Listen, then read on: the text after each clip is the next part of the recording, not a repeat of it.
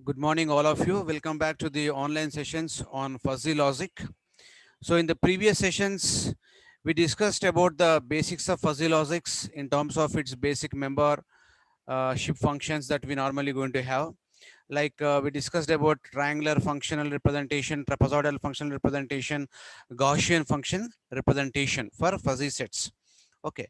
So, as we discussed that the fuzzy set, that means here in the uh, classical set theory will be having only the values. Now here the values are normally going to trace out the values of a set is normally going to be many values which are going to be undeterministic values, okay, which are going to have ambiguity in values.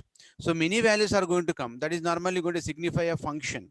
So that means here fuzzy sets are normally represented in terms of the membership function, something like triangular functions like this, okay, trapezoidal function, Gaussian member function, so like this. That means it resembles that the fuzzy set for a particular event is normally going to take many values, whereas in the classical set it is going to take only one value. That is the primary difference between the fuzzy set and the classical set. Okay, so why? Because in the case of this fuzzy set, in comparison with the classical set, what is the change we normally going to have? The change is that in the case of the change is that in the case of fuzzy set, the values which are going to sit are going to be many, which are not going to be compulsorily going to be from the universal set. That means many values it is going to take from 0 to 1, right, which are not going to be from universal set, whereas in the case of classical set, whatever values which are going to be there in the set should be compulsorily from the universal set. That is the primary difference. So as it is going to take many values, so we always consider them to be part of the function, so that once we define the functions beforehand, we can analyze the function very easily in the system that we normally going to use. Because ultimately where we have to analyze these particular sets, we have to analyze all these sets by using the systems, we have to analyze the fuzzy sets. So we have to analyze fuzzy sets by using systems. If you are going to use any systems, the system is going to process the functionalities, is going to process the function. That is what the main limitation that we have faced in case of bandwidth for the electronic systems. So bandwidth is always going to be limited, especially if you see a wireless communication system. The bandwidth for the wireless communication system is going to be always band limited systems. What does it mean by saying band limited signals? Because they are going to be called as automated systems. Once you design a system to process certain range of frequency bands, it is going to only process that range of frequency bands. More than that frequency band, if you want to process, the system really cannot really process. That means it is simply going to become like a band limited signal. Okay, so that means what here, whenever there is a band limitation is normally going to come, definitely a functionality kind of a thing is going to come. So here also similar kind of thing is there. There is going to be a range of values which are going to find, other than which are there in the universal set. That is what the major difference in the fuzzy sets. Now we are doing some operations on such fuzzy sets. Now there is a small difference in the case of operations also that we are going to see just now. So given this capital X, usually if small x is going to be a set, capital X is going to be the universal set.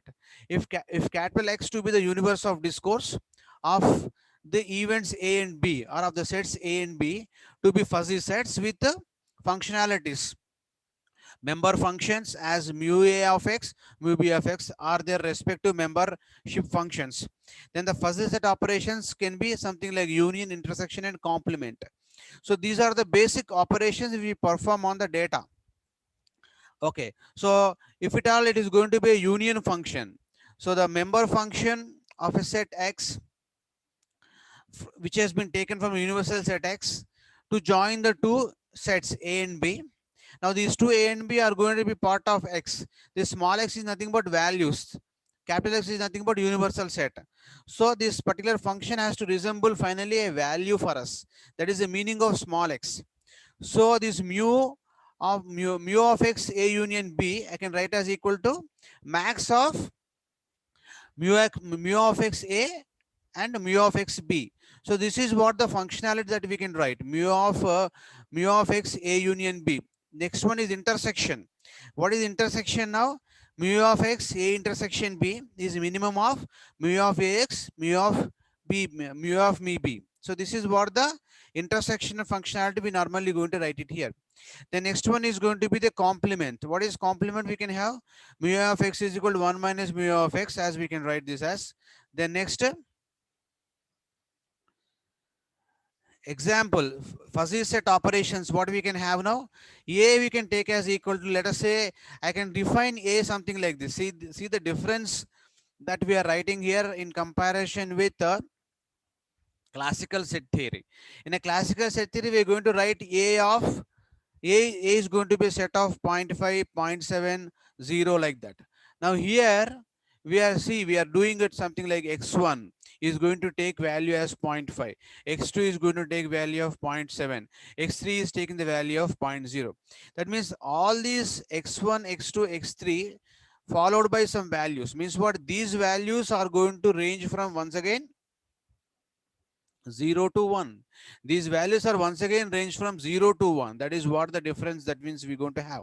That means every member in a set, every member or every element in a set is going to take values from 0 to 1. This is what the fuzzy set actually. If it is going to be the case, if it is going to be the case with the classical set theory, then what we are going to have, we're going to have simply x1, x2, x3. If x1, x2, x3 is going to take values, any values in the range between 0 to 1, then we'll be writing it like this. But here, apart from this, we are just simply writing some another value, x1 comma 0.5, means what, x1 is going to take many values from 0 to 1. Similarly, x2 is going to take values, many values from 0 to 0 to 1. Here also x3 is going to take values from 0 to 1. So therefore, if you assume that this x1 is taking value 0.5, x2 is having value 0.7, x3 is x3 is having value 0 at an instance of time, and similarly set b is taking values like this, x1 is taking value 0.8, x2 0.2, x3 1. So if these two are the fuzzy sets, if you consider, then what we can have now, how we can have now, a union b I can write as equal to, it is something like a function like max, a union b we can write as a max function. Now this a union b, if at all you wanted to call it as a member function, then we'll write it as mu of a union b of x1. For x1 we are writing it here. Then max of these two functions we write, that is mu x1 of a mu a, max of mu x1 of a, max of mu x1 of b I can write. Now the max of mu x1 of a, that means here we have to take the maximum value. Now from these two sets, this is a union b, in this a union b from x, what is the maximum value from x here when you compare these two now?